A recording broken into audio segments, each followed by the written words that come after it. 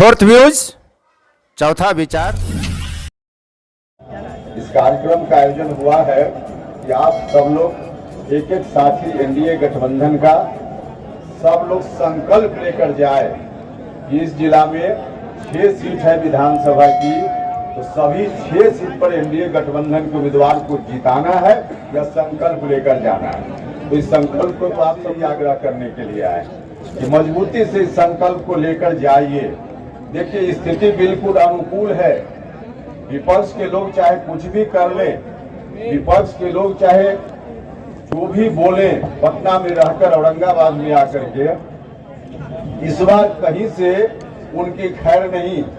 जमीन पूरे तौर पे खिसक चुकी है। दावा करने के लिए दावा करते हैं अपने समर्थकों के बीच मीडिया के माध्यम से कि हम सरकार बनाएंगे। अरे विपक्ष के लोग कैसे सरकार बना लीजिएगा। यह जो इलाका है, इस इलाके में यह बात ठीक है, पिछली बार एक भी सीट एनडीए नहीं जीत पाया। बगल जहां कल का कार्यक्रम था, रोहतास जिला शाहाबाद, वहां भी लगभग सभी सीटों पर आरजेडी के लोग, महागठबंधन के लोग जीत गए थे। पिछली बार एनडीए नहीं जीत पाया था, यह बात ठीक है। लेकिन उस बार की परिस्थिति और इस बार की परिस्थिति में बहुत अंतर है। उस बार आज जिस स्वरूप में एनडीए गठबंधन है, इस स्वरूप में 2020 में एनडीए गठबंधन नहीं था।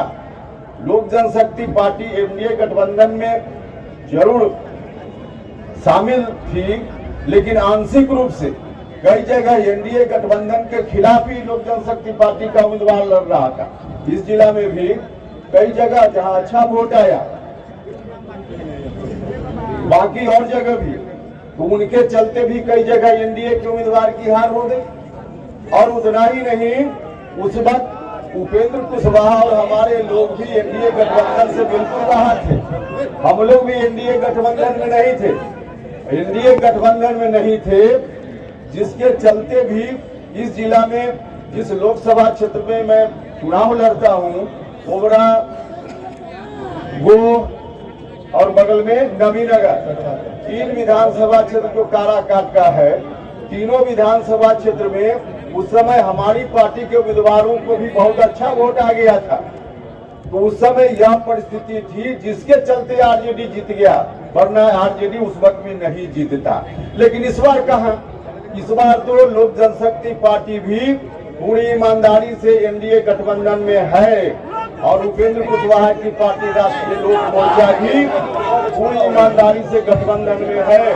तो जब इतनी बड़ी ताकत एक साथ इकट्ठी हो गई है, तो कहीं से इस बार इकवट नहीं है। निश्चित रूप से 6 में 6 सीट जीतने का संकल्प पूरा होगा, पूरा हो सकता है। हाँ, लेकिन एक चीज जरूर हम आग्रह करेंगे, एक चीज जरूर हम आग्रह करेंगे, मित्रों, मिलिए तो दिल से मिलिए। दिल से मिलिएगा तो निश्चित रूप से हम लोग 6 में 6 सीट जीतेंगे। लेकिन जो कहा जाता है कि दिल मिले न मिले हाथ मिलाते रहिए, तब नहीं हो पाएगा। सिर्फ हाथ मिलाने से काम नहीं चलेगा, दिल मिलाने से काम चलेगा। और दिल मिलाने में जो आप सब लोग साथी पंचायत से आए हैं, मतदान केंद्रों से आए हैं, प्रखंड से आए हैं, आप में कहीं कोई कठिनाई नहीं है। कठिनाई तो ऊपर के नेता में हो जाती है, और उस कठिनाई का नतीजा होता है कि हमारे प्रधानमंत्री जी के आदेश की भी अवहेलना लोग कर जाते हैं। प्रधानमंत्री जी तो आकर के चिल्ला चिल्ला करके लोकसभा चुनाव में कह रहे थे कि भैया एनडीए उम्मीदवार को जिता दीजिए, लेकिन नहीं हो पाया, इसी इलाके में नहीं हो पाया। भाई और मित्रों, नीतीश कुमार जी ने लगातार उस वक्त हर तरह से जो कुछ संभव था किया, लेकिन उसके बावजूद न तो हमारे प्रधानमंत्री जी की बात को लोग मान पाए, न तो हमारे गृह मंत्री जी आए, उनकी बात को भी लोग अवहेलना कर दिए, मुख्यमंत्री जी की बात को भी लोग नहीं मान पाए। तो भाई और मित्रों, यह स्थिति इस बार नहीं रहनी चाहिए।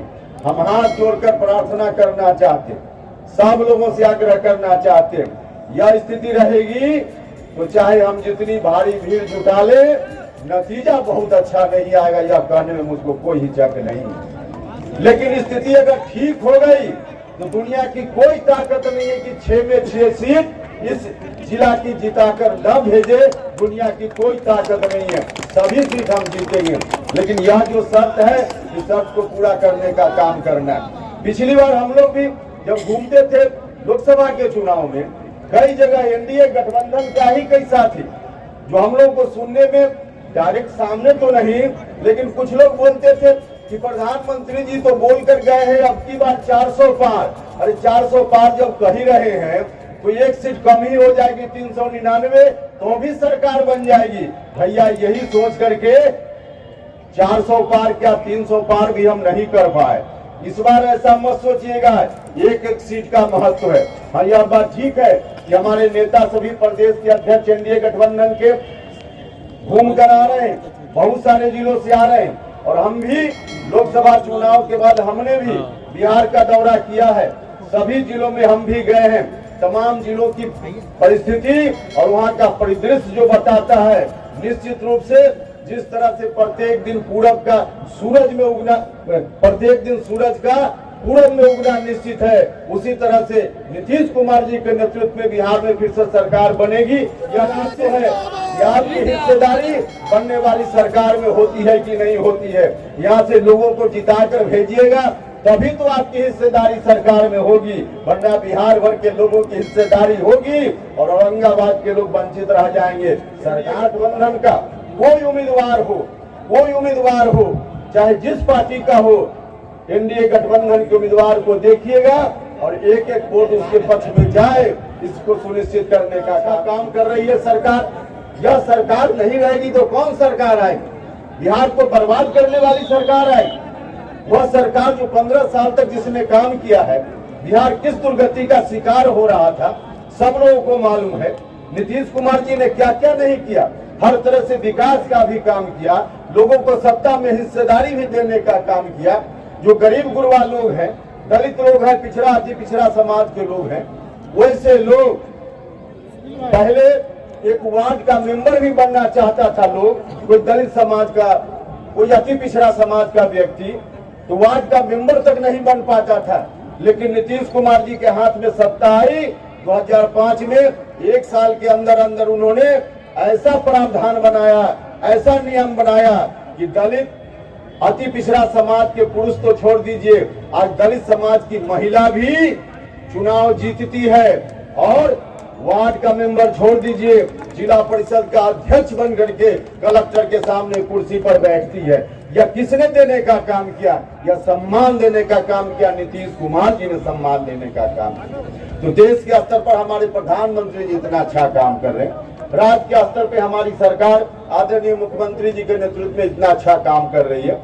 दूसरी सरकार अगर थोड़ी सी गलती से आ गई तो फिर बिहार उसी दौर में चला जाएगा। फोर्थ व्यूज, चौथा विचार, बाकी